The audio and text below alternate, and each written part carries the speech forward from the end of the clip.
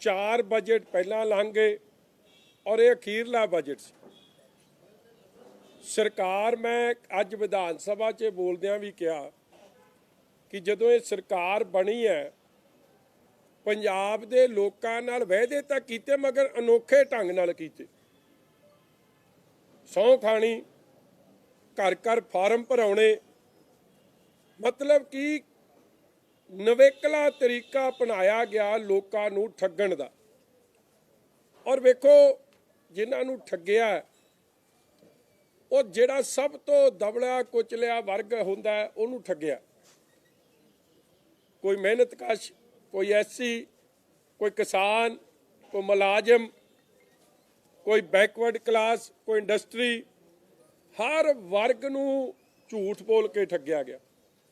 कल बजट पेश होया, लोगों नूं बड़ी आसा उम्मीदां सन कि 4 बजट लंघ गए, 5वां शायद पता नहीं की दे देना इन्हां ने, मगर जो कुछ भी अनाउंस किया मैनू आस सी कि माफ़ी मंग के कहणगे कि जे पेनशन असीं वधावांगे तो ये पिछले 4 साल की भी देवांगे।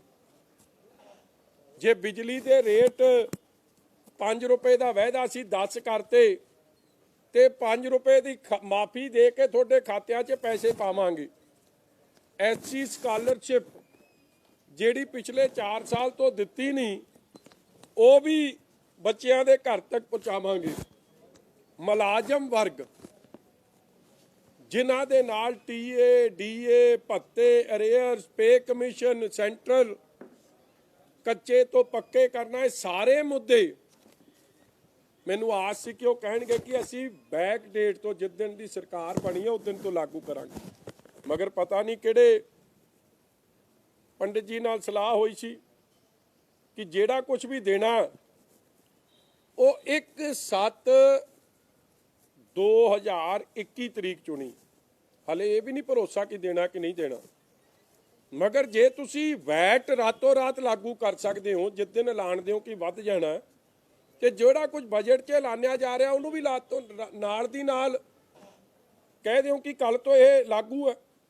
मगर जदों ये तरीका अगले जदों सरकार दे रही 2-3 महीने जाने मुड़ के कोड ऑफ कंडक्ट लग जाना, इस तो स्पष्ट होंदा कि सरकार दी मनशा, सरकार दी इन्हां पॉलिसीज़ प्रति कोई कमिटमेंट नहीं, कोई गारंटी नहीं, सिर्फ ते सिर्फ जुमलाबाजी अंदर चल रही है। अज दे कुछ अखबार ने और मैं ये सब तो पहली गल की कि देखो किसान करजा माफ़ी सब तो वड्डी गल 90,000 करोड़ का करजा सी और सीएम साहब ऑन रिकॉर्ड है कहते हुए कि मैं आड़तीए का माफ़ करूँ, मैं बैंक का करूँ, मैं कोऑपरेटिव का करूँ। जिथे मैं दसूए दे उन्हां दोवां प्यो पुत्तां दी गल कीती जिन्हां ने आपदे सुसाइड नोट च कांग्रेस सरकार नूं जिम्मेवार ठहराया, उत्थे मैं ये गल कीती कि अज क्योंकि अजकल एक समा हो जाए कि बार बार जदों आपां नूं सूट करदा है हर बंदा किसान यूनीयन की गल बड़ी करदा ते किसान यूनीयन उगराहा डकाउंदा ने क्लीयरली कहता कि टू लिटल टू लेट कि कुछ नहीं है इहदे च 5% है। मतलब मेरी गल छड्डो, जिन्होंने आपां कहने कि इन्हां नूं किसानी दी अज अगवाई कर रहे जां समझ आ उन्होंने भी रिजेक्ट करता। किसान खुदकुशी रोक नहीं रही। इस तरह किसानां दे वास्ते बजट च मैनूं उत्थे क्योंकि कई चीज़ां अंदर बोलन नहीं दित्तियां, उन्होंने मिर्चां लगदियां सन। पहला 3000 करोड़ रखिया वो नहीं दिता, फिर 2000 करोड़ रखिया वो नहीं दिता, ते ऐतकी फिर इन्हां ने आ पैसे रख ले कि असी 523 करोड़ लैंडलैस नूं ते 526 करोड़ ये पिछली बारी भी रखिया सी, कख नहीं दिता।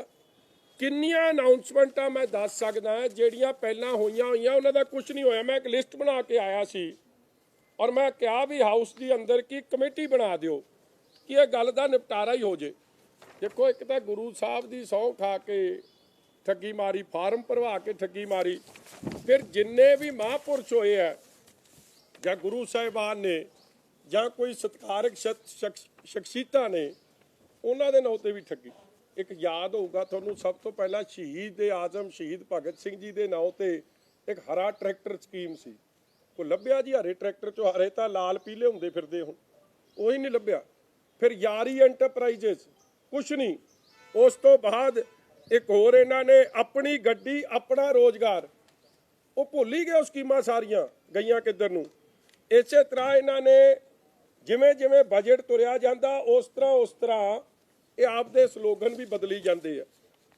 ਇਹਨਾਂ ਨੇ 18-19 ਦੇ ਬਜਟ 'ਚ ਕਿਹਾ ਸੀ ਖੁਸ਼ਹਾਲ ਕਿਸਾਨ ਪ੍ਰਗਤੀਸ਼ੀਲ ਨੌਜਵਾਨ, 19-20 'ਚ ਕਿਹਾ ਖੁਸ਼ਹਾਲ ਕਿਸਾਨ ਪ੍ਰਗਤੀਸ਼ੀਲ ਨੌਜਵਾਨ, ਤੇ ਹੁਣ ਕਰਤਾ ਖੁਸ਼ਹਾਲ ਕਿਸਾਨ ਕਾਮਯਾਬ ਪੰਜਾਬ। ਨੌਜਵਾਨ ਤਾਂ ਵਿੱਚੋਂ ਹੀ ਕੱਢਤਾ। ਮੈਂ ਕਿਹਾ ਚਲੋ ਨੌਵਾਂ ਦੀ ਖੇਡ 'ਚ ਵੀ ਨਹੀਂ ਜਾਂਦੇ, ਨੌ ਬਦਲੇ ਨਾਲ ਕਿਹੜਾ ਮਸਲਾ ਥੱਲੇ ਹੱਲ ਹੋ ਰਿਹਾ।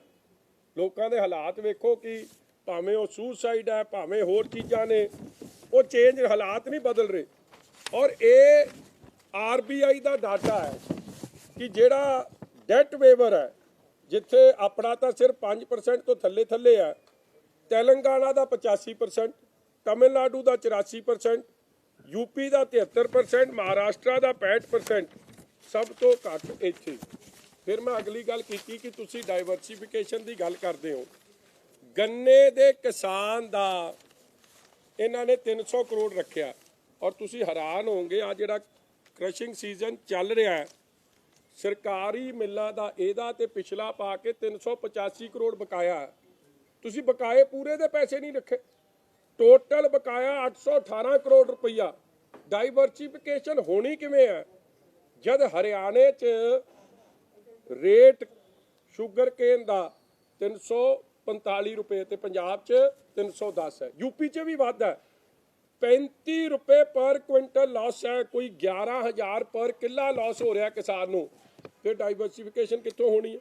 ਔਰ ਕੋਈ 262 ਕਰੋੜ ਦਾ ਉਹਨੂੰ ਹਰ ਸਾਲ ਕਿਸਾਨ ਨੂੰ ਆ ਗੰਨੇ ਦੇ ਰੇਟਾਂ ਕਰਕੇ ਲਾਸ ਹੋ ਜਾਂਦਾ। ਔਰ ਇਸ ਸਾਲ ਕੋਈ ਕਮੇਟੀ ਨਹੀਂ ਬੈਠੀ, ਪਿਛਲੇ ਸਾਲ ਦਾ ਰੇਟ ਆ ਉਹੀ ਚੱਲੀ ਜਾਂਦਾ। ਹਰ ਸਾਲ SAP ਸ਼ੂਗਰ ਦੀ ਪ੍ਰਾਈਸ ਸਰਕਾਰ ਸੂਬੇ ਦੀ ਅਨਾਉਂਸ ਕਰਦੀ ਹੈ, ਪੰਜਾਬ ਏਡੀ ਆਪਦੇ ਕਿਸਾਨਾਂ ਦੇ ਉਲਟੇ ਕੁਝ ਨਹੀਂ ਕੀਤਾ।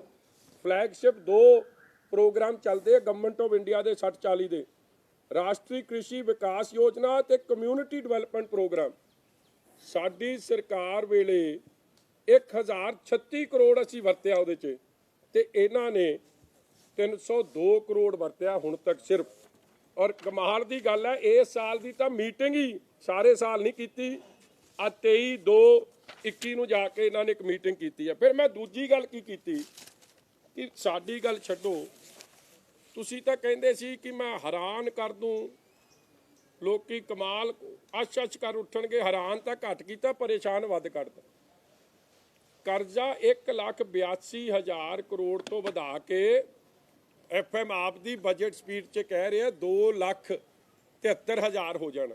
ਔਰ ਮੈਂ ਆਪ ਕਹੀ ਕਿ ਇਹ ਤਾਂ ਤੁਹਾਡੇ ਬਜਟ ਐਸਟੀਮੇਟਸ ਨੇ, ਜਦ ਤੱਕ ਸਾਲ ਖਤਮ ਹੋਊਗਾ 22 ਤੱਕ ਇਹ 2,90 ਤੋਂ 3 ਵੀ ਜਾ ਸਕਦੇ। ਔਰ ਇਹੀ ਗੱਲ ਕੈਗ ਨੇ ਆਪ ਦੀ ਰਿਪੋਰਟ 'ਚ ਕਹੀ ਹੈ, ਕੰਟਰੋਲਰ ਔਰ ਆਡੀਟਰ ਜਨਰਲ ਨੇ, ਕਿ Punjab debt to double in 5 years। ਕੀ ਇਹ ਵੀ ਝੂਠ ਬੋਲ ਰਹੇ? ਔਰ ਅਗਲੀ ਗੱਲ ਇਹਨਾਂ ਨੇ ਕੈਗ ਕੀ ਕਹਿੰਦੀ ਹੈ ਕਿ ਇਹਨਾਂ ਨੇ ਕਰਜ਼ਾ ਵਧਾ ਲਿਆ, ਕਰਜ਼ਾ ਲੱਖ ਵਧਾਤਾ। ਸੋਸ਼ਲ ਸੈਕਟਰ ਜਿਹੜਾ ਸਭ ਤੋਂ ਇੰਪੋਰਟੈਂਟ ਸੈਕਟਰ ਹੈ, ਵੈਲਫੇਅਰ ਸੂਬੇ ਦੀ ਰੀੜ੍ਹ ਦੀ ਹੱਡੀ ਹੈ, ਜਿਸ 'ਚ ਐਜੂਕੇਸ਼ਨ, ਹੈਲਥ ਤੇ ਹੋਰ ਖਰਚੇ ਆ ਜਾਂਦੇ ਆ, SC ਸਕਾਲਰਸ਼ਿਪ, ਉਹਦਾ ਖਰਚਾ ਇਹਨਾਂ ਨੇ ਅੱਧ ਕਰਤਾ।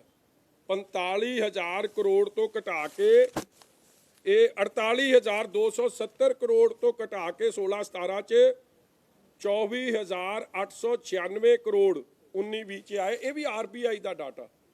ਆਲ ਅਖਬਾਰਾਂ ਸੋਸ਼ਲ ਸੈਕਟਰ ਸਪੈਂਡਿੰਗ ਕੱਟ ਬਾਏ 50%। ਇਸੇ ਤਰ੍ਹਾਂ ਜਿਹੜੀ ਇੰਡਸਟਰੀਅਲ ਗਰੋਥ ਹੈ ਉਹ ਵੀ ਡਿਕਲਾਈਨ ਕਰ ਗਈ ਹੈ। State shying away from spending on health education.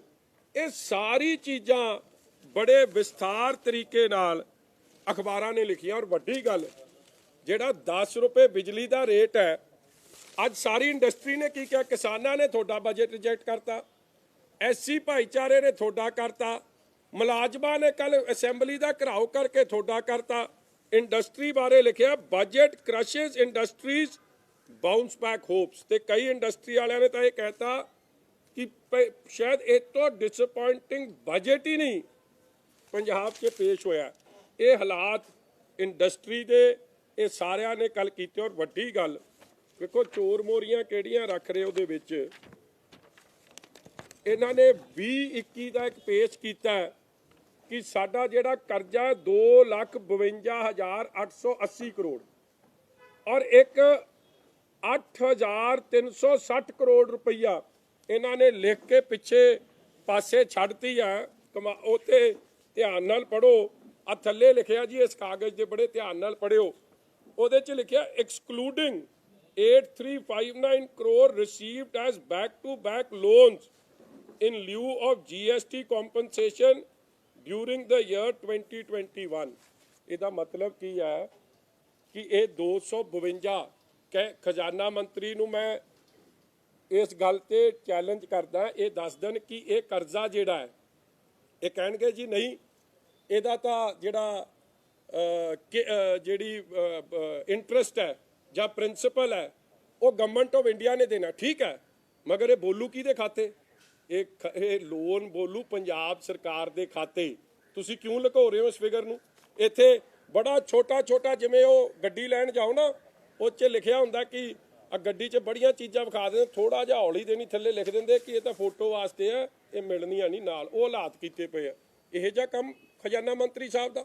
ਫਿਰ ਅੱਗੇ ਕੀ ਕਹਿੰਦੇ ਆ, ਇਹ ਆਮ ਤੌਰ ਤੇ ਸਾਰੇ ਭਾਸ਼ਣ 'ਚ ਕਿਹਾ ਜੀ ਕਿ ਸਾਡੀ ਜਿਹੜੀ GSDP ਹੈ ਉਹ, ਕਿਉਂਕਿ ਕੋਵਿਡ ਕਰਕੇ ਬਾਰ-ਬਾਰ ਕਹਿ ਰਹੇ ਸਾਡੀ ਆਮਦਨ ਘਟੀ, ਮਗਰ ਫਿਗਰਸ ਦੀ ਉਹਦੇ ਵਿੱਚ ਫਜਿੰਗ ਵੇਖੋ ਕੀ ਕੀਤੀ ਆ ਕਿ 19-20 ਤੋਂ 5,74,760 ਸੀ GSDP, ਹੁਣ ਸ਼ੋ ਕਰਤੀ 6,06,335 ਜਾਂ ਕੁਛ, ਮਤਲਬ ਕਿ ਵਧਾਤੀ। ਜੇ ਇੱਕ ਪਾਸੇ ਤੁਸੀਂ ਕਹਿ ਰਹੇ ਹੋ ਕਿ ਕਰੋਨਾ ਕਾਲ 'ਚ ਜੀ ਸਾਡੀ ਆਮਦਨ ਘਟ ਗਈ ਆ, ਹਰ ਜਗ੍ਹਾ ਕਹਿ ਰਹੇ ਹੋ, ਤੇ ਤੁਸੀਂ ਵਧਾਈ ਕਿਵੇਂ ਸ਼ੋ ਕਰਤੀ? ਮਗਰ ਅੱਗੇ ਜਾ ਕੇ ਇੱਕ ਬਜਟਡ ਗਲਾਂਸ ਤੇ ਫਿਰ ਇਸੇ ਪੇਜ ਇਹਦੇ ਤੇ ਅੱਗੇ ਜਾ ਕੇ ਕਹਿੰਦੇ ਆ ਕਿ ਨਹੀਂ, ਸਾਡੇ ਪੇਜ 9 'ਚ ਕਹਿੰਦੇ ਕਿ GSDP ਦੀ ਜਿਹੜੀ ਪਰਸੈਂਟੇਜ ਹੈ ਉਹ -6.41 ਹੋ ਗਈ। ਜੇ ਮਾਈਨਸ ਹੋ ਗਈ ਪਰਸੈਂਟੇਜ ਤੇ ਫਿਰ 5,74,000 ਤੋਂ ਵੱਧ ਕਿਵੇਂ ਸ਼ੋ ਕਰਤੀ? ਔਰ ਜੇ ਤੁਸੀਂ ਇਹ ਨਵੀਂ ਫਿਗਰ ਜਿਹੜੀ ਇਹਨਾਂ ਦੀ ਫਿਗਰ ਲਓ ਤੇ ਉਸ ਹਿਸਾਬ ਨਾਲ ਡੈਟ ਟੂ GSDP ਰੇਸ਼ੋ ਜਿਹੜਾ ਇਹ ਕਹਿ ਰਿਹਾ ਹੁਣ 42% ਹੈ, 42 ਨਹੀਂ, ਇਹ 46.42% ਹੋਣਾ ਔਰ ਅਗਲੇ ਸਾਲ ਤੱਕ ਇਹ 48 ਤੋਂ 50% ਚਲੇ ਜਾਊ। ਕਦੇ ਵੀ ਡੈਟ ਟੂ GSDP ਰੇਸ਼ੋ ਦੇ ਇਹ ਹਾਲਾਤ ਨਹੀਂ ਰਹੇ। ਇਸੇ ਤਰ੍ਹਾਂ ਅੱਗੇ ਜਿਹੜੀ ਸੋਸ਼ਲ ਸੈਕਟਰ ਦੀ ਸਪੈਂਡਿੰਗ ਹੈ, ਨਾਲ ਦੇ ਸੂਬੇ ਹਰਿਆਣਾ ਦੀ 50% ਇਨਕਰੀਜ਼, ਪੰਜਾਬ ਦੀ 50% decrease, Odisha 65% increase, Rajasthan 40% increase. Only state government ਜਿਹਦੇ ਸੋਸ਼ਲ ਸੈਕਟਰ 'ਚ ਸਪੈਂਡਿੰਗ, ਔਰ ਇਹ RBI ਦੇ ਫਿਗਰਸ ਨੇ ਜੀ, ਕੱਢ ਕੇ ਵੇਖ ਲਿਓ ਕਿ ਇਹਨਾਂ ਦੀ 50% ਘਟ ਗਈ। ਔਰ ਸੋਸ਼ਲ ਸੈਕਟਰ ਕਿਹੜੇ? ਉਹੀ ਪੈਨਸ਼ਨ, ਵੈਲਫੇਅਰ ਸੂਬਾ, ਜਿੱਥੇ ਵੈਲਫੇਅਰ ਭਲੇ ਦਾ ਕੰਮ ਸੀ ਉਹ ਸਾਰੇ ਖਰਚੇ ਘਟਾਤੇ। ਮੈਂ ਕਿਹਾ ਵੈਸੇ ਤਾਂ ਤੁਸੀਂ ਸਾਰਾ ਦਿਨ ਦਿੱਲੀ ਨੂੰ ਕਹਿੰਦੇ ਹੋ ਦਿੱਲੀ ਮਾੜੀ ਬੜੀ ਹੈ, ਮਗਰ ਜੇ ਦਿੱਲੀ ਦੇ ਜਿੰਨੇ ਪੈਸੇ ਆ ਜਾਂਦੇ, ਚਾਹੇ ਉਹ GST ਹੈ, ਚਾਹੇ ਉਹ ਗ੍ਰਾਂਟਸ ਐਂਡ ਏਡ ਹੈ, ਚਾਹੇ ਉਹ ਫਾਈਨੈਂਸ ਕਮਿਸ਼ਨ 14 ਦਾ 15 ਹੈ, ਉਹ ਤੁਹਾਡੀ ਸਰਕਾਰ ਦਾ ਚੱਲ ਹੀ ਉਸੇ ਤੇ ਰਹੀ ਹੈ। ਔਰ ਤੁਸੀਂ ਵੀ ਦਿੱਲੀ ਨਾਲ ਰਲ ਕੇ ਚੱਲਦੇ ਹੋ। ਜੇ ਤੁਸੀਂ ਦਿੱਲੀ ਦੇ ਐਡੇ ਉਲਟ ਹੋ ਤੇ ਵੈਟ ਤੇ ਘਟਾ ਦਿਓ, ਡੀਜ਼ਲ ਪੈਟਰੋਲ ਤੇ ਤੁਸੀਂ ਕਿਉਂ ਨਹੀਂ ਘਟਾਉਂਦੇ? ਦਿਓ ਸਵੇਰੇ ਲੋਕਾਂ ਨੂੰ ਰਾਹਤ, ਮਗਰ ਉਹ ਕੰਮ ਤੇ ਵੀ ਚੁੱਪੀ।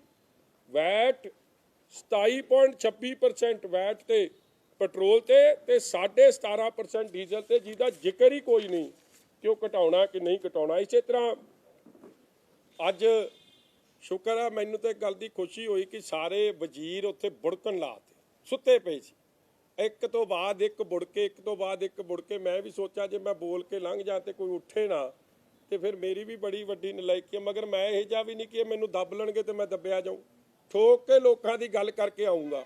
ਔਰ ਹੈਰਾਨਗੀ ਦੀ ਗੱਲ, ਅੱਜ ਉਹ ਜਿਹੜਾ ਹੈ ਨਾ, ਜਿਹੜਾ ਮੁੱਖ ਮੰਤਰੀ ਬੜੀ ਛੇਤੀ ਨਾਲ ਬਣਨਾ ਚਾਹੁੰਦਾ, ਜਿਹਨੇ ਘੱਟੋ ਘੱਟ 7 ਤਾਂ ਪਿਓ ਬਦਲਤੇ।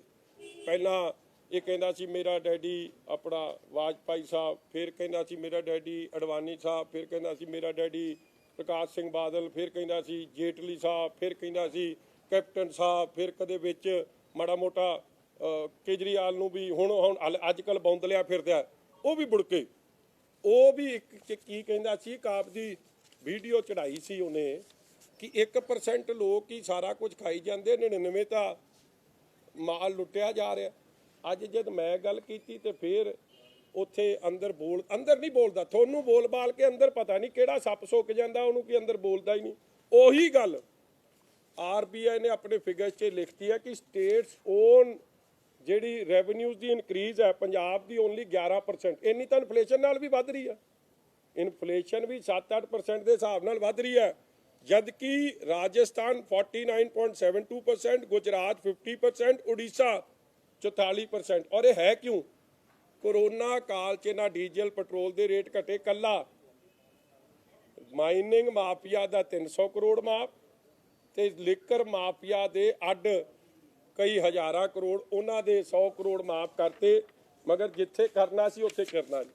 ਔਰ ਬਾਰ-ਬਾਰ ਬੜੀ ਹੈਰਾਨਗੀ ਹੋਈ, ਪਰ ਕੈਪੀਟਾ ਇਨਕਮ ਇਹਨਾਂ ਨੇ ਆਪਦੀ 18-19 ਦੇ ਸਪੀਚ 'ਚ ਵੀ ਜ਼ਿਕਰ ਕੀਤਾ, 20-21 'ਚ ਵੀ ਕੀਤਾ, ਮਗਰ ਐਤਕੀ ਜਿਹੜਾ ਅਬ 21-22 ਦਾ ਉਹਦੇ 'ਚ ਜ਼ਿਕਰ ਕਰਨਾ ਛੱਡ ਕੇ, ਕਿਉਂ? ਕਿਉਂਕਿ ਜਿਹੜਾ ਪਰ ਕੈਪੀਟਾ ਇਨਕਮ ਹੈ ਉਹ ਪੰਜਾਬ ਦੀ ਪਹਿਲੀ ਵਾਰੀ ਨੈਸ਼ਨਲ ਐਵਰੇਜ ਤੋਂ ਘਟ ਗਈ ਹੈ। ਇਹ ਵੀ ਅਖਬਾਰਾਂ ਨੇ ਲਿਖਿਆ। ਮਤਲਬ ਤੁਸੀਂ ਝੂਠ ਬੋਲ ਕੇ, ਹੱਥ ਦੀ ਸਫਾਈ ਕਰਕੇ ਤੁਸੀਂ ਕਹੋ ਕਿ ਅਸੀਂ ਕਹਿ ਦਿਆਂਗੇ ਕਿ ਸਭ ਕੁਝ ਕਰਤਾ। ਇਫ ਤੁਹਾਡੀ ਫਾਈਨੈਂਸ਼ੀਅਲ ਹਾਲਾਤ ਇੰਨੇ ਚੰਗੇ ਨੇ ਕਿ ਤੁਸੀਂ ਵੈਟ ਘਟਾ ਦਿਓ ਯਾਰ, ਲੋਕਾਂ ਨੂੰ ਰਾਹਤ ਦੇ ਦਿਓ। ਤੁਹਾਡੇ ਫਾਈਨੈਂਸ਼ੀਅਲ ਹਾਲਾਤ ਇੰਨੇ ਚੰਗੇ ਨੇ ਤੇ ਜਿਹੜੇ ਮੁਲਾਜ਼ਮ ਰੌਲਾ ਪਾ ਰਹੇ ਕੰਟਰੈਕਚੁਅਲ ਪੱਕੇ ਉਹਨੂੰ, ਜਾਂ ਜਿਹੜਾ ਉਹਨਾਂ ਦਾ ਪੇ ਕਮਿਸ਼ਨ ਲਾਗੂ ਕਰਨਾ, ਉਹ 1/7 ਤੋਂ ਕਿਉਂ? ਉਹ ਰੈਟਰੋਸਪੈਕਟਿਵਲੀ ਕਰ ਲਓ ਜਿਹੜਾ ਉਹ ਕਹਿ ਰਹੇ ਆ। ਇਸੇ ਤਰ੍ਹਾਂ ਜਿਹੜੇ SC ਸਕਾਲਰਸ਼ਿਪ ਹੈ, ਔਰ ਮੈਂ ਇੱਕ ਲਿਸਟ ਲੈ ਕੇ ਆਇਆ, ਮੈਂ ਅੱਜ ਡਿਮਾਂਡ ਵੀ ਕੀਤੀ ਹੈ ਕਿ ਹਾਊਸ ਕਮੇਟੀ ਬਣੇ ਜੀ ਇਹਦੇ ਤੇ। ਇਹਨਾਂ ਨੇ ਬਣਾਉਣੀ ਤਾਂ ਨਹੀਂ ਹੈ, ਆ ਇੱਕ ਬੜੀ ਲੰਮੀ ਚੌੜੀ ਲਿਸਟ ਹੈ ਜੀ। ਇਹਨਾਂ ਨੇ ਪਹਿਲਾਂ ਤਾਂ ਹਾਂ ਆ ਰਹੀ ਜੀ, ਦੇਖੋ ਸਾਰੇ ਮਹਾਂਪੁਰਖਾਂ ਦਾ ਨਾਮ। ਮੈਂ ਇਹਨਾਂ ਨੇ ਇੱਕ ਗੱਲ ਕੀਤੀ ਹੈ, Guru Tegh Bahadur Sahib state law university. ਹੁਣੇ ਹੀ ਮੈਂ ਕਹਿੰਦਾ, ਹੁਣੇ ਹੀ ਆਪਦੇ ਤਰਨ ਵਾਲੇ ਨੂੰ ਕਹੋ ਕਿ ਜਾ ਕੇ ਲੱਭ ਕੇ ਲਿਆਵੇ ਯੂਨੀਵਰਸਿਟੀ ਹੈ ਕਿਤੇ। ਯੂਨੀਵਰਸਿਟੀ ਕੋਈ ਖਡਾਉਣਾ ਜਿਹੜਾ ਲੱਭੇ ਨਾ ਅੱਗੇ।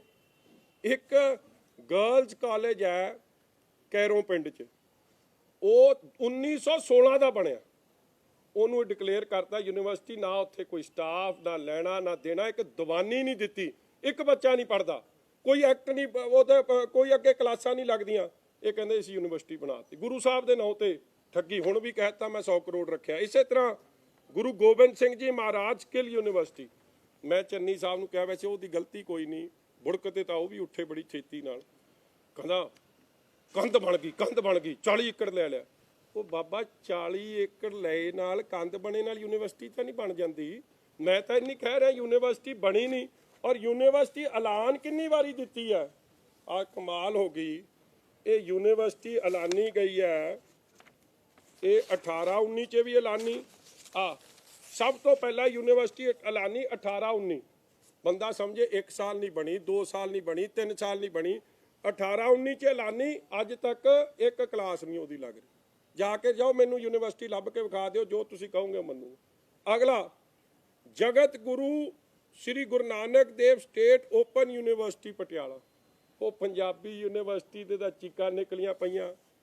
150 ਕਰੋੜ ਉਹਦਾ ਦੇਣ ਵਾਲਾ, ਨਵੀਂ ਤੁਸੀਂ ਕਿੱਥੋਂ ਖੋਲ ਦੇਣੀ। ਮਹਿੰਦਰਾ ਕਾਲਜ ਦਾ ਪ੍ਰਿੰਸੀਪਲ ਇੰਚਾਰਜ ਲਾਤਾ, ਇੱਕ ਨਿੱਕੇ ਜਿਹੇ ਦਫ਼ਤਰ ਤੋਂ ਚਲਾਤੀ ਹੈ, ਕਹਿੰਦੇ ਯੂਨੀਵਰਸਿਟੀ ਖੁੱਲ ਗਈ। ਇਸ ਦਿਸ ਦ ਵੇ। ਫਿਰ ਬੇਬੇ ਨਾਨਕੀ ਗਰਲਜ਼ ਕਾਲਜ ਸੁਲਤਾਨਪੁਰ ਲੋਧੀ, ਜਾਓ ਲੱਭ ਕੇ ਲਿਆਵੇ ਕੋਈ, ਇੱਕ ਇੱਟ ਲਾਈ ਹੋਵੇ। ਹਰ ਗਲਤੀ ਝੂਠ। ਫਿਰ ਕਹਿੰਦੇ ਜੀ ਉਹ ਆਪਣਾ ਅੰਬੇਦਕਰ ਸਾਹਿਬ ਦੀ ਸਕਾਲਰਸ਼ਿਪ ਬਣਾਈ ਸੀ ਕਿ ਨਹੀਂ ਬਣਾਈ ਸੀ, ਡਾਕਟਰ ਬਾਬਾ ਸਾਹਿਬ ਅੰਬੇਦਕਰ ਸਾਹਿਬ ਦੇ 60-40 ਦੀ ਰੇਸ਼ੋ ਨਾਲ ਇੱਕ ਨੂੰ ਵੀ ਸਕਾਲਰਸ਼ਿਪ ਮਿਲੀ ਹੋਵੇ, ਇੱਕ ਨੂੰ ਵੀ।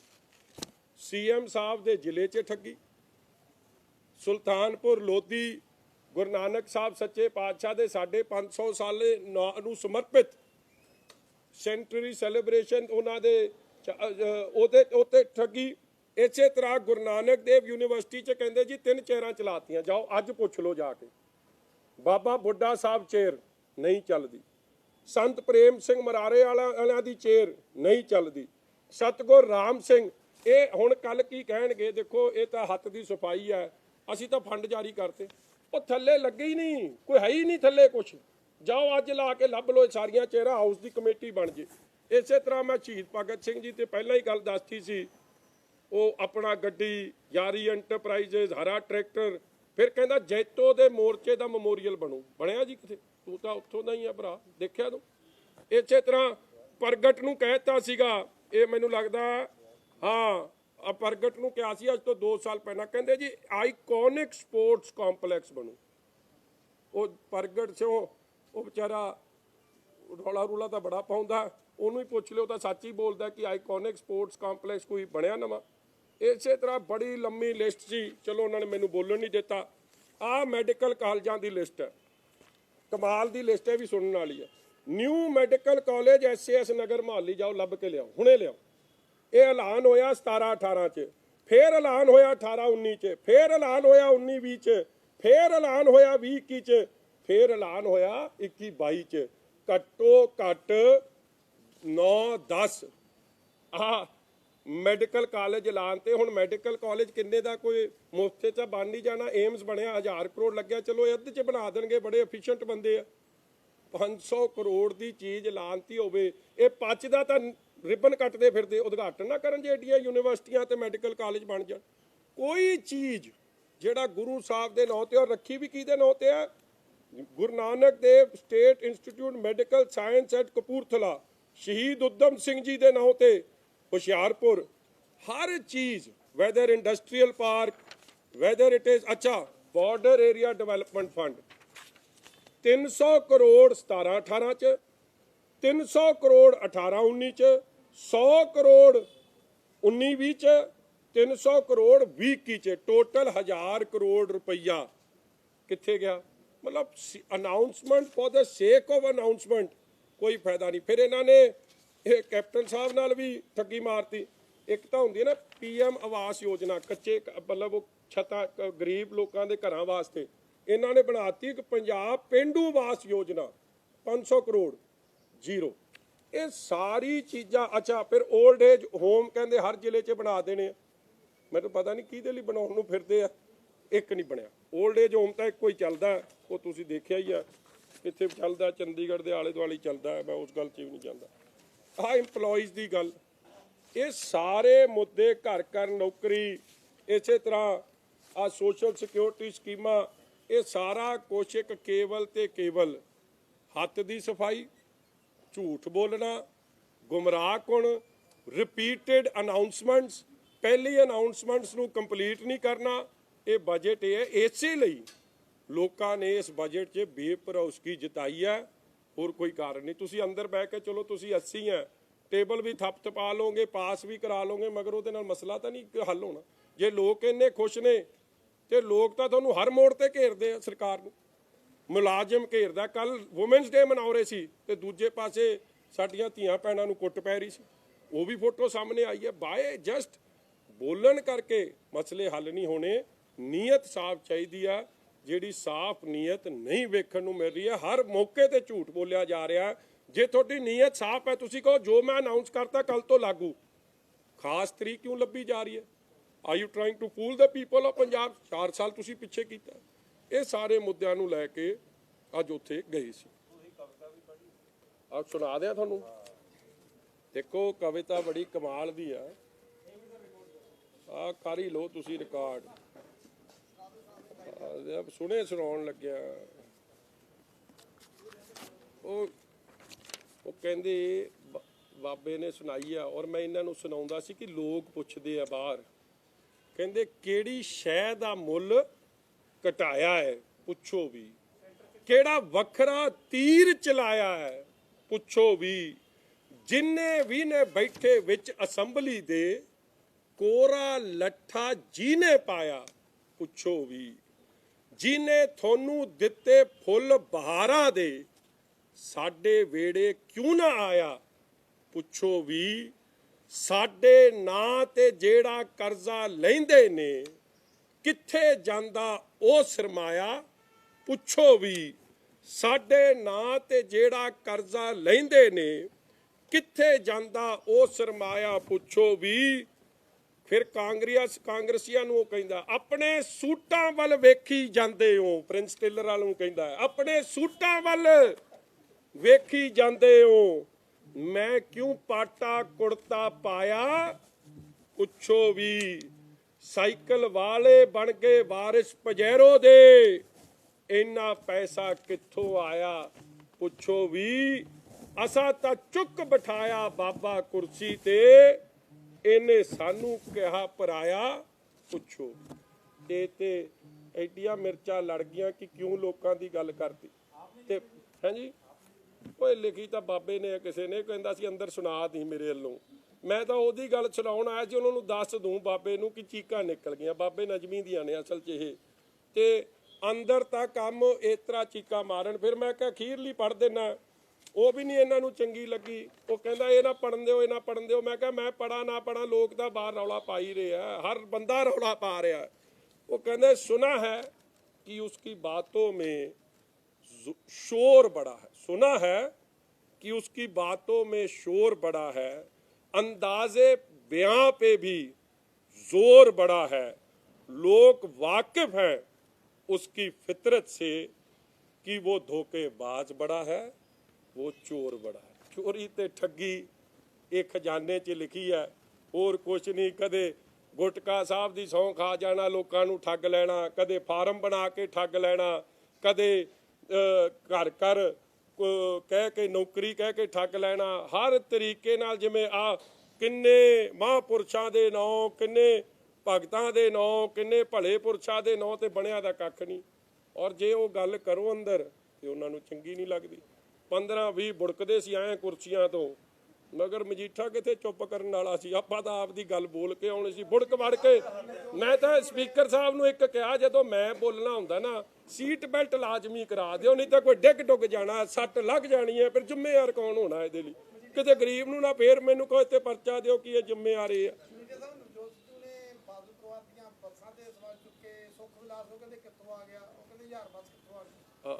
ਹੁਣ ਇਹ ਬੜੀ ਚੰਗੀ ਗੱਲ। ਮੈਂ ਇਹ ਗੱਲ ਦਾ ਨਾ ਉੱਥੇ ਤਾਂ ਜ਼ਿਆਦਾ ਜਵਾਬ ਨਹੀਂ ਦਿੱਤਾ ਕਿਉਂਕਿ ਇਹ ਚਾਹੁੰਦੇ ਸੀ ਕਿ ਸਾਡੀ ਇਹ ਕੱਪੜੇ ਲਾਈ ਜਾਂਦਾ, ਲੋਕਾਂ ਦੇ ਸਵਾਲ ਜਿਹੜੇ ਨੇ ਉਹ ਪੁੱਛੀ ਜਾਂਦਾ। ਉਹ ਚਾਹੁੰਦਾ ਸੀ ਕਿ ਮੈਂ ਉਹਦੇ ਨਾਲ ਸੱਜੇ ਖੱਬੇ ਉਲਝ ਲਾਂ। ਜਿਹਦਾ ਆਪ ਦਾ ਕੋਈ ਸਟੈਂਡ ਨਹੀਂ, ਜਿਹੜਾ ਆਪ ਰੋਜ਼ ਭਾਪਾ ਬਦਲੇ, ਉਹਦਾ ਮੈਂ ਕੀ ਕਹਿਣਾ। ਬਾਕੀ ਜੇ ਉਹਨੂੰ ਹੈ ਇਨਕਮ ਟੈਕਸ ਦਾ, ਜੇ ਉਹ ਇੱਕ ਡਰਾਈ ਕਲੀਨਿੰਗ ਦੇ ਪਤਾ ਨਹੀਂ ਕਿੰਨੇ ਕਿੰਨੇ ਦੇ ਬਿੱਲ ਬਣਾ ਜਾਂਦਾ, ਉਹਨੂੰ ਕੀ ਕਹਿ ਰਿਹਾ ਕੀ ਨਹੀਂ ਕਹਿ ਰਿਹਾ। ਉਹਨੂੰ ਤਾਂ ਕਪਤਾਨ ਨਹੀਂ ਸੁਣਦਾ, ਮੈਂ ਕੀ ਸੁਣਨਾ। ਹਲੇ ਤਾਂ ਉਹਦਾ ਆਪ ਦਾ ਨਹੀਂ ਪਤਾ ਉਹਦਾ ਬੱਸ ਸਟਾਪ ਕਿਹੜਾ, ਹੁਣ ਕਿਹੜਾ ਨੂੰ ਨਵਾਂ ਭਾਪਾ ਬਣਾਉਣਾ।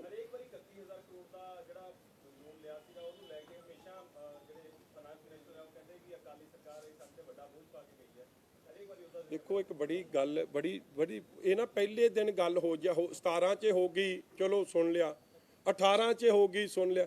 ਜਦੋਂ ਬਜਟ ਪੇਸ਼ ਹੁੰਦਾ ਹੈ ਉਦੋਂ ਇਹ ਡਰਾਮਾ ਰਚਿਆ ਜਾਂਦਾ।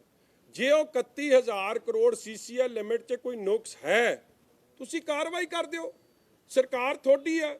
Fact of the matter is ਕਿ ਉਹ ਲੈਗੇਸੀ ਅਕਾਊਂਟ ਹੈ। CCL ਲਿਮਿਟ 1996 ਤੋਂ ਜਿਹੜਾ ਫਰਕ ਸੀ, ਜਦੋਂ ਗ੍ਰੇਨਸ ਖਰੀਦੇ ਜਾਂਦੇ ਸੀ ਸੈਂਟਰ ਨਾਲ, FCI ਨਾਲ, ਉਹਦਾ ਜੋ ਅਕਾਊਂਟ ਸੈਟਲ ਨਹੀਂ ਹੁੰਦਾ ਸੀ। ਅਖੀਰ 'ਚ ਉਹਨਾਂ ਨੇ ਕਿਹਾ ਸੀ CCL ਲਿਮਿਟ ਨਹੀਂ ਦੇਣੀ ਜਦ ਤੱਕ ਇਸ ਨੂੰ ਸੈਟਲ ਨਹੀਂ ਕਰੋਗੇ। ਔਰ ਉਸੇ ਕਰਕੇ ਇਹ CCL ਲਿਮਿਟ ਉਸ ਵੇਲੇ ਮਜਬੂਰੀ ਬਣ ਗਈ ਕਿ ਇਹ ਲੈਣੀ ਪਈ। ਮਗਰ ਇਹਦੇ 'ਚ ਕੋਈ ਕਮੀ ਪੇਸ਼ੀ ਨਹੀਂ ਤਾਂ ਕਾਰਵਾਈ ਕਰ ਦਿੰਦੇ। ਅੰਦਰ ਐਵੇਂ ਰੌਲਾ ਪਾਈ ਜਾਣਾ, ਹਰ ਗੱਲ ਤੇ ਰੌਲਾ ਪਾਈ ਜਾਣਾ, ਧਿਆਨ ਭਟਕਾਊ ਗੱਲ ਕਰੀ ਜਾਣੀ, ਉਹਦੇ ਨਾਲ ਪੰਜਾਬ ਦੇ ਮਸਲੇ ਹੱਲ ਨਹੀਂ ਹੋਣੇ। ਪੰਜਾਬ ਇੱਕ ਹਾਂਜੀ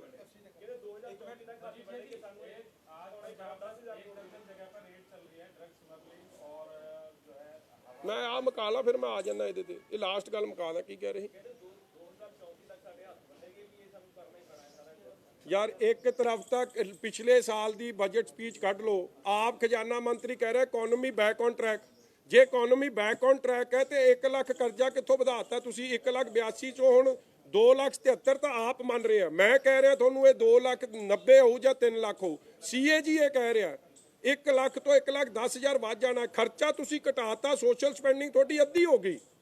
ਇੱਕ ਕਰਜ਼ਾ ਜਿਹੜਾ ਤੁਹਾਨੂੰ ਸੈਂਟਰ ਨੇ ਕਹਿਤਾ ਲੈ ਲਓ, ਭਾਵੇਂ ਪ੍ਰਿੰਸੀਪਲ ਉਹਨਾਂ ਨੇ ਦੇਣਾ, ਇੰਟਰਸਟ ਉਹਨਾਂ ਦੇਣਾ, ਬੋਲੂ ਕੀ ਦੇ ਖਾਤੇ? ਪੰਜਾਬ ਦੇ ਖਾਤੇ। ਥੱਲੇ ਮਾੜਾ ਜਿਹਾ ਇਸ ਤਰ੍ਹਾਂ ਨਿਸ਼ਾਨ ਪਾ ਕੇ ਕਿ ਇਹ ਕਰਜ਼ਾ ਲਿਖਤਾ, ਉਹਨੂੰ ਪਾਓ ਕਿਤਾਬਾਂ 'ਚ, ਕਿਉਂਕਿ ਜਿਸ ਦਿਨ ਤੁਸੀਂ ਉਹ ਕਰਜ਼ਾ ਕਿਤਾਬਾਂ 'ਚ ਪਾਉਂਦੇ ਹੋ ਤੁਹਾਡੀ ਡੈਟ ਟੂ GSDP ਰੇਸ਼ੋ ਉਦੋਂ ਬਦਲ ਜਾਂਦੀ ਹੈ। ਜਿਹੜੀ 42% ਸੀ ਇਹ 50% ਚਲੀ ਜਾਣੀ ਹੈ ਜਦ ਤੱਕ ਇਹ ਸਮਾਂ ਮੁੱਕੂਗਾ। ਇਸ ਲਈ ਬੈਕ ਔਨ ਟਰੈਕ ਨਹੀਂ, ਇਹ ਤਾਂ ਗੱਡੀ ਸੜਕ ਤੋਂ ਹੀ ਲੀਓ ਲਾਤੀ ਪੰਜਾਬ ਦੀ ਇਕਨੋਮੀ। ਔਰ ਇਹ ਅਸਲੀਅਤ ਹੈ। ਦੈਟਸ ਵਾਈ ਪੈਨਸ਼ਨ ਨਹੀਂ ਮਿਲ ਰਹੀ, ਦੈਟਸ ਵਾਈ ਵੈਟ ਨਹੀਂ ਘਟਾ ਰਹੇ, ਦੈਟਸ ਵਾਈ ਸ਼ਗਨ ਸਕੀਮਾਂ ਨਹੀਂ ਮਿਲ ਰਹੀਆਂ, ਦੈਟਸ ਵਾਈ SC ਸਕਾਲਰਸ਼ਿਪ ਨਹੀਂ ਮਿਲ ਰਹੀ। ਜੇ ਇਹਨਾਂ ਦੀ ਮਨਸ਼ਾ ਸਾਫ਼ ਸੀ ਤੇ ਸ਼ਗਨ ਸਕੀਮ ਕਹਿੰਦੇ ਅਸੀਂ 4 ਸਾਲ ਪਿਛਲੇ ਵੀ, ਹੁਣ ਜਿਨ੍ਹਾਂ ਨੂੰ 31,000 ਦਾ ਫਰਕ ਰਹਿ ਗਿਆ ਉਹ ਦੇਵਾਂਗੇ। ਪੈਨਸ਼ਨ ਦਾ ਕਹਿੰਦੇ ਅਸੀਂ 2500 ਦਾ ਇਲੈਕਸ਼ਨ ਮੈਨੀਫੈਸਟੋ ਦਾ ਵਾਅਦਾ ਸੀ ਉਹ ਦੇਵਾਂਗੇ। ਮਗਰ ਗੋਲ-ਮੋਲ ਗੱਲਾਂ ਕਰਕੇ ਇਲੈਕਸ਼ਨ ਬਜਟ ਪੇਸ਼ ਕਰਕੇ ਜਿਹਨੂੰ ਸਭ ਨੇ ਰਿਜੈਕਟ ਕੀਤਾ, ਇੰਡਸਟਰੀ ਦੀ 10 ਰੁਪਏ ਕਹਿੰਦੇ ਇਲੈਕਟ੍ਰਿਸਿਟੀ ਡਿਊਟੀ ਤੋਂ ਕਮਾਈ ਆ। ਉਹਦਾ ਮਤਲਬ ਕੀ ਕਿ ਵਧੇ ਰੇਟਾਂ ਤੇ ਸਾਨੂੰ ਜਿਹੜਾ 1990 ਕਰੋੜ ਕਲੈਕਸ਼ਨ ਸੀ ਇਹ ਬਜਟ 'ਚ ਲਿਖਿਆ ਅਕਾਲੀ ਸਰਕਾਰ ਵੇਲੇ, ਹੁਣ 3000 ਹੈ। ਕਮਾਈ ਦੱਸ ਰਹੇ ਆ, ਵੈਲਫੇਅਰ ਸੂਬੇ ਦਾ ਕੰਮ ਤਾਂ ਨਹੀਂ ਕਰ। ਮੁਲਾਜ਼ਮ ਵੀ ਆ ਗਏ ਬਾਹਰ, ਵਿਧਾਨ ਸਭਾ ਦੇ ਆ ਕੇ ਛੱਡ ਕੇ ਕਿ ਸਾਨੂੰ ਵਿਸ਼ਵਾਸ ਨਹੀਂ ਹੈਗਾ ਸਰਕਾਰ ਦੇ। ਮੈਂ ਆਹੀ ਗੱਲ ਅੰਦਰ ਕੀਤੀ ਕਿ ਮੈਂ ਜੇ ਐਡਾ ਕੰਮ ਚੰਗਾ ਹੈ ਤੁਹਾਡਾ, ਆਲ ਇਜ਼ ਵੈਲ, ਤੇ ਫਿਰ ਕਿਉਂ ਸਾਰੇ ਵਰਗ ਰੌਲਾ ਪਾ ਰਹੇ ਆ? ਪ੍ਰੋਕਿਉਰਮੈਂਟ ਨੂੰ ਲੈ ਕੇ ਮੰਤਰੀ ਤੋਬਾ ਕਰ ਗਏ, ਕਹਿੰਦੇ ਜਿਹੜੇ ਐਗਰੀਮੈਂਟ ਤੁਹਾਡੀ ਸਰਕਾਰ ਵੇਲੇ ਹੋਏ ਸੀ ਬਿਜਲੀ ਦੇ ਉਹ ਸੌਖੇ ਨਹੀਂ ਹੈਗੇ ਰੱਦ ਕਰਨੇ, ਕਹਿੰਦੇ ਉਹਨਾਂ ਨੂੰ ਹੱਥ ਪਾਇਆ ਤਾਂ ਲੈਣ ਵੀ ਦੇਣੇ ਚਾਹੀਦਾ। ਇਹ ਨਾਲ ਹੀ ਕਿਹਾ ਕਿ ਬਿਜਲੀ ਸਸਤੀ ਨਹੀਂ ਹੋ ਸਕਦੀ, ਉਹਨਾਂ ਨੇ ਸਾਫ਼ ਕਹਿਤਾ। ਉਹ ਇੱਕ ਮੈਂ ਤੁਹਾਨੂੰ ਗੱਲ ਦੱਸਾਂ, ਸਾਡੇ ਵੇਲੇ ਬਿਜਲੀ ਬੱਤੀ ਦਾ ਰੇਟ ਕੀ ਸੀ? 5 ਰੁਪਏ, 5.25 ਰੁਪਏ। ਸਾਡੇ ਵੇਲੇ ਜਿਹੜੇ ਉਸ ਵੇਲੇ ਐਗਰੀਮੈਂਟ ਹੋਏ ਸੀ, ਜਿਹੜੀ ਸਰਕਾਰੀ ਬਿਜਲੀ ਦੇ ਅਦਾਰੇ ਨੇ ਉਹਨਾਂ ਤੋਂ ਰੇਟ ਘੱਟ ਸੀ। ਅੱਜ ਇਹਨਾਂ ਨੇ 10 ਤੋਂ 11 ਰੁਪਏ ਰੇਟ ਕਿਉਂ ਕਰਤਾ? ਕੋਰਟਾਂ 'ਚ ਜਾ ਕੇ ਕੇਸ ਕਿਉਂ ਹਰੇ? ਕਿਉਂਕਿ ਇਹ ਫਿਕਸਡ ਮੈਚ ਖੇਡਦੇ, ਜਿੱਥੇ ਇਹਨਾਂ ਨੂੰ ਸੂਟ ਕਰਦਾ, ਚਾਹੇ ਉਹ ਪ੍ਰਾਈਵੇਟ ਲੋਕਾਂ ਨਾਲ ਹੈ, ਚਾਹੇ ਸ਼ਰਾਬ ਦੇ ਠੇਕੇਦਾਰਾਂ ਨਾਲ ਹੈ, ਚਾਹੇ ਮਾਈਨਿੰਗ ਨਾਲ ਹੈ, ਉੱਥੇ ਫਿਕਸਡ ਮੈਚ ਖੇਡ ਕੇ ਰਾਜੀ। ਚਾਹੇ ਸੈਂਟਰ ਨਾਲ ਹੈ, ਉੱਥੇ ਫਿਕਸਡ ਮੈਚ ਖੇਡ ਕੇ ਰਾਜੀ। ਜਿੱਥੇ ਨਹੀਂ ਸੂਟ ਕਰਦਾ ਉੱਥੇ ਨਿੰਦੀ ਜਾਂਦੇ ਹੋ। ਬਜਟ ਕੱਢ ਲਓ ਸਾਰਾ, ਕਮਾਈ ਸਾਰੀ ਸੈਂਟਰ ਤੋਂ ਹੋ ਰਹੀ ਹੈ। ਜਿਹੜੇ ਪੈਸੇ ਸੈਂਟਰ ਤੋਂ ਆ ਰਹੇ ਉਹਦੇ ਕਰਕੇ ਇਹਨਾਂ ਦਾ ਵਧੀਆ ਕੰਮ ਚੱਲ ਰਿਹਾ। ਹਾਂਜੀ, ਹੁਣ ਦੱਸਿਆ ਤਾਂ ਯਾਰ ਸਾਰੀ ਕਹਾਣੀ। ਮੈਂ ਅਸੀਂ ਬਾਦਲ ਸਾਹਿਬ ਵੇਲੇ ਵੀ ਡਾਕਟਰ ਮਨਮੋਹਨ ਸਿੰਘ ਜੀ ਨੇ ਇਹੀ ਫੈਸਲਾ ਕੀਤਾ ਸੀ। ਕੈਬਨਿਟ ਦੀ ਮੀਟਿੰਗ ਸੱਦ ਕੇ ਹਾਊਸ ਨੇ ਔਰ ਉਸ ਵੇਲੇ ਦੀ ਸਰਕਾਰ ਨੇ ਅਸੀਂ ਫੈਸਲਾ ਕੀਤਾ ਕਿ ਕਿਸਾਨ ਦੀ ਮਰਜ਼ੀ ਆ, ਉਹ ਚਾਹੇ ਡਾਇਰੈਕਟ ਲਵੇ ਚਾਹੇ ਉਹ ਆੜਤੀਏ ਥਰੂ ਲਵੇ, ਸਰਕਾਰਾਂ ਦਾ ਇਹਦੇ 'ਚ ਇੰਟਰਫੇਅਰ ਕਰਨ ਦਾ ਕੋਈ ਕੰਮ ਨਹੀਂ। ਔਰ ਉਸ ਵੇਲੇ ਵੀ ਇਹ ਡਾਕਟਰ ਮਨਮੋਹਨ ਸਿੰਘ ਜੀ ਕਾਂਗਰਸ ਦੀ ਸਰਕਾਰ ਇਹਨੂੰ ਲਾਗੂ ਕਰਨਾ ਚਾਹੁੰਦੀ ਸੀ, ਜਿਹੜਾ ਅਸੀਂ ਰੁਕਾਤਾ ਉਹ ਨਹੀਂ ਲਾਗੂ ਹੋਇਆ। ਅੱਜ ਵੀ ਭੈਣ ਜੀ ਨੇ ਪਾਰਲੀਮੈਂਟ ਦੇ ਅੰਦਰ ਇਹ ਗੱਲ ਉਠਾਈ ਹੈ ਕਿ ਕਿਸਾਨ ਦੀ ਮਰਜ਼ੀ ਹੋਵੇ ਕਿ ਉਹਨੇ ਪੇਮੈਂਟ ਕਿਸ ਤਰ੍ਹਾਂ ਲੈਣੀ ਹੈ, ਇਹ 'ਚ ਸਰਕਾਰਾਂ ਦਾ ਕੋਈ ਕੰਮ ਨਹੀਂ। ਲੈਂਡ ਰਿਕਾਰਡਸ ਦੀ ਗੱਲ ਕਰ ਰਹੀ ਹੈ ਸਰਕਾਰ ਕਿ ਕਿਸਾਨ ਨੂੰ ਆਪਣਾ ਲੈਂਡ ਰਿਕਾਰਡ ਦੇਣੇ ਪੈਣਾ, ਫਿਰ ਪੇਮੈਂਟ ਹੋਣੀ ਹੈ। ਦੇਖੋ ਇਸ ਤਰ੍ਹਾਂ ਹੈ, ਪੰਜਾਬ ਦੀ ਸਥਿਤੀ ਸਮਝੋ। ਅੱਧੇ ਤੋਂ ਬਾਅਦ ਬੜੀ ਵੱਡੀ ਗਿਣਤੀ 'ਚ ਲੋਕ NRI ਬੈਠੇ, ਵੱਡੀ ਗਿਣਤੀ 'ਚ ਲੋਕ ਠੇਕੇ ਤੇ ਜ਼ਮੀਨ ਲੈਂਦੇ ਆ, ਤੇ ਜੇ ਲੈਂਡ ਓਨਰ ਨੂੰ ਜਾਣ ਲੱਗ ਗਈ ਤੇ ਠੇਕੇ ਵਾਲਾ ਦਾ ਖਰਚਾ ਸਾਰਾ ਠੇਕੇ ਉਹ ਕਿੱਧਰ ਜਾਊ? NRI ਕੋਲ ਜਾਣ ਲੱਗ ਗਈ, ਜਿਹਨੇ ਠੇਕੇ ਤੇ ਲਿਆ ਉਹਦਾ ਕੀ ਬਣੂ? ਇਸ ਲਈ ਕਈ ਕਾਰਨ ਨੇ ਕਿੱਥੇ। ਅੱਛਾ, ਇੱਕ ਹੋਰ ਮਾਰ ਪੈਣੀ ਹੈ ਸਭ ਤੋਂ ਵੱਡੀ, ਕਰਜ਼ਾ ਬਜ਼ੁਰਗ ਦੇ ਨਾਂ ਤੇ ਹੈ ਤੇ ਜ਼ਮੀਨ ਬਜ਼ੁਰਗ ਦੇ ਨਾਂ ਤੇ ਹੈ। ਜੇ ਉਸ ਨਾਂ ਤੇ ਆ ਗਈ ਤੇ ਬੈਂਕਾਂ ਨੇ ਪੈਸੇ ਕੱਟ ਲੈਣੇ ਤੇ ਲੱਭੂ ਦਾ ਕਿਸੇ ਨੂੰ ਕੁਝ ਨਹੀਂ, ਅੱਗੇ ਹੋਰ ਖੁਦਕੁਸ਼ੀ ਵੱਧ ਜੂ। ਇਸ ਲਈ ਇਹ ਸਿਸਟਮ ਨਾਲ ਛੇੜਛਾੜ ਕਰਨਾ ਇੱਕ ਬਹੁਤ ਕਿਸਾਨ ਵਿਰੋਧੀ ਸਟੈਪ ਹੈ। ਅਸੀਂ ਇਹਦੇ ਖਿਲਾਫ ਹੈ। ਪੇਮੈਂਟ ਜਿਸ ਤਰ੍ਹਾਂ ਕਿਸਾਨ ਲੈਣਾ ਚਾਹਵੇ ਉਸ ਤਰ੍ਹਾਂ ਹੋਣੀ ਚਾਹੀਦੀ।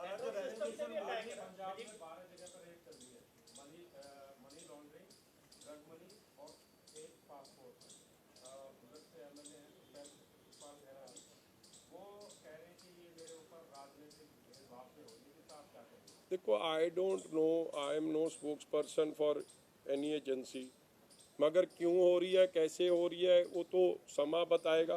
मगर अंदर हाउस के अंदर इस बात की चर्चा जरूर चली है कि जिन्नी भी इंस्टीट्यूशंस ने, चाहे वो कोई सरकारी अदारे ने वड्डे वड्डे, उन्होंने पहला कांग्रेस ਵਰਤਦੀ ਸੀ। ਸੁਪਰੀਮ ਕੋਰਟ 'ਚ ਟਿੱਪਣੀ ਵੀ ਆਈ ਕਿ ਇਹ ਕੇਜ ਪੈਰਟ ਨੇ, ਔਰ ਹੁਣ ਤੋਤੇ ਦੀ ਤਰ੍ਹਾਂ ਉਹਦੀ ਵਰਤੋਂ ਮੌਜੂਦਾ ਸਰਕਾਰ ਕਰ ਰਹੀ ਹੈ।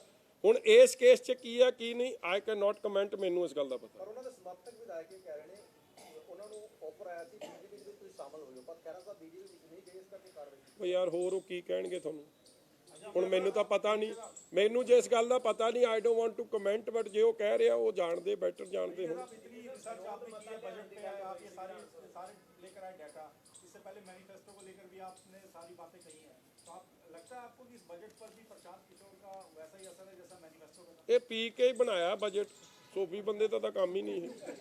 मजीठिया साहब ईवीएम को लेके आज ਤੇ ਜਿਹਨੇ ਪੀ ਕੇ ਪੜ੍ਹ ਲਿਆ ਉਹ ਸੌਖਾ, ਜਿਹਨੇ ਉਹ ਪੜ੍ਹਨ ਦੀ ਕੋਸ਼ਿਸ਼ ਕੀਤੀ ਉਹ ਔਖਾ ਹੈ। ਉਹ ਮੈਂ ਕਿਹੜਾ ਉਹਨਾਂ ਦੀ ਗੱਲ ਕਰ ਰਿਹਾ, ਅੰਦਰ ਵੀ ਇੱਕੋ ਕੀ ਨਾ ਉਹਦਾ ਆਪਣੇ ਦਾ MLA, ਉਹ ਜਿੱਥੇ ਤੇ ਗੁਰੂ ਤੇਗ ਬਹਾਦਰ ਸਾਹਿਬ ਜੀ ਦੀ ਯੂਨੀਵਰਸਿਟੀ ਬਣਨੀ ਸੀ ਪੱਟੀ ਤਰਨਤਾਰਨ, ਉਹ ਐਵੇਂ ਰੌਲਾ ਪਾਈ ਜਾਂਦਾ, ਕਹਿੰਦਾ ਜੀ ਤੁਹਾਡੀ ਜ਼ਮੀਨ ਤੁਹਾਡੀ। ਉਹ ਮੈਂ ਕਿਹਾ ਮੈਨੂੰ ਨਿੰਦੀ ਜਾਂਦਾ, ਉਹ FM ਦੀ ਵੀ ਭੈਣ ਲੱਗਦੀ ਹੈ, ਮੇਰੇ ਦੁਆਲੇ ਐਵੇਂ ਹੋਈ ਜਾਂਦਾ। ਮੇਰੇ ਨਾਲ ਤਾਂ ਰਿਸ਼ਤੇਦਾਰੀ ਬਾਅਦ 'ਚ ਬਣੀ, ਪਹਿਲਾਂ ਤਾਂ ਰਿਸ਼ਤੇਦਾਰੀ ਉਹ ਉਹਨਾਂ ਦੇ ਪਰਿਵਾਰ ਦਾ ਮਾਮਲਾ, ਇਸ ਲਈ ਮੈਂ ਕਿਹਾ ਐਵੇਂ ਨਾ ਸੈਲਫ ਗੋਲ ਕਰੀ ਜਾਇਆ ਕਰ, ਸੋਚ ਸਮਝ ਕੇ ਬੋਲਿਆ ਕਰ। ਐਵੇਂ ਬੋਲੀ ਫਿਰ ਚੰਨੀ ਉੱਠ ਪੜਿਆ, ਹੁਣ ਤੈਨੂੰ ਨਾਲ ਲੈ ਕੇ ਜਾਊਂਗਾ ਯੂਨੀਵਰਸਿਟੀ 'ਚ। ਉਹ ਮੈਂ ਬਾਬਾ ਮੈਨੂੰ ਛੱਡ, ਨਾਲ ਪਹਿਲਾਂ ਤਾਂ ਤੇਰੇ ਵਰਗੇ ਨਾਲ ਜਾਏ, ਨਾਲ ਕੋਈ ਹੋਰ ਖਤਰ ਕੰਮ ਨੁਕਸਾਨ ਨਾ ਹੋ ਜੇ। ਤੂੰ ਐਂ ਕਰ ਹਾਊਸ ਕਮੇਟੀ ਬਣਾ ਲਓ, ਚੱਲਦੇ ਆਪਾਂ। ਕਿੱਥੇ ਯੂਨੀਵਰਸਿਟੀ ਤੁਸੀਂ ਸਮਝਦੇ ਹੋ ਜਿਹੜਾ ਪੱਚ ਦਾ ਉਦਘਾਟਨ ਕਰ ਸਕਦੇ, ਯੂਨੀਵਰਸਿਟੀ ਬਣੀ ਹੋਵੇ ਤੇ ਸਾਨੂੰ ਦਿਸੇ ਨਾ? ਅੰਨੇ ਬੋਲੇ ਲੋਕ ਪੰਜਾਬ। ਇੱਕ ਲਾਈਟਾਂ ਦੀ ਗੱਲ ਕਰਨ ਲੱਗੇ, ਕਮੇਟੀ ਬਣਾਉਣ ਦੀ ਗੱਲ ਹੋਈ ਹੈ ਜੀ ਕਿ ਸਦਨ ਦੀ ਕਾਰਵਾਈ ਲਾਈਵ ਹੋਏਗੀ, ਤੇ ਸਪੀਕਰ ਸਾਹਿਬ ਨੇ ਨਿਬੇੜ ਹੀ ਦਿੱਤੀ ਨਾ, ਕਹਿੰਦੇ ਅਗਲੀ ਤਾਂ ਵਾਰੀ ਨਹੀਂ ਆਉਣੀ ਇਹਨਾਂ ਦੀ, ਤੇ ਕੰਮ ਮੁੱਕ ਗਿਆ। ਮੇਰੇ ਤੇ ਹੱਸਦੇ ਸੀ ਕਿ ਜੀ ਮੈਂ 22-23 ਦੀ ਗੱਲ ਕਰਤੀ। ਮੈਂ ਕਿਹਾ ਕੱਲ ਤੁਹਾਡਾ ਰਾਣਾ ਸੋਢੀ ਵੀ ਇਹੀ ਆਖੀ ਜਾਂਦਾ ਸੀ ਕਿ ਸਮਾਰਟਫੋਨ ਦਵਾਂਗੇ, 22-23 ਨੂੰ ਦਵਾਂਗੇ, 23-24 ਨੂੰ ਦਵਾਂਗੇ।